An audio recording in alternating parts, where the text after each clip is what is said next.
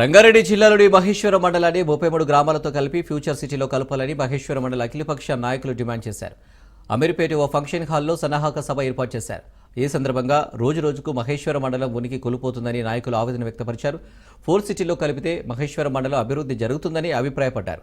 మహేశ్వరం మండలంలో సరైన నాయకులు లేక వెనుకబాటుకు గురవుతుందని తెలిపారు. ఇక్కడి నాయకుల అనేకత వల్లనే అభివృద్ధి కుంటుపడుతుందని అన్నారు.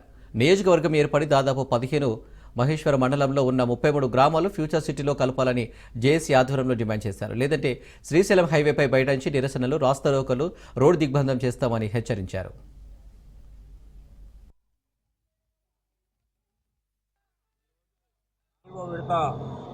మహేశ్వరం మండలాన్ని పోర్టు సిటీలో విలీనం చేయాలంటూ ఉన్నటువంటి మహేశ్వరం మండలంలో ఉన్నటువంటి 33 గ్రామాలు 20 రెవెన్యూ గ్రామాలను పూర్తిగా పోర్టు సిటీలో విలీనం చేయాలి. మహేశ్వరం కాన్స్టిట్యున్సీలో దాదాపు 40 నుంచి దాదాపు 45 గ్రామాలను కందుకూరు మహేశ్వరం మండలాల్లో పోర్టు సిటీలోకి తీసుకోవడం జరిగింది.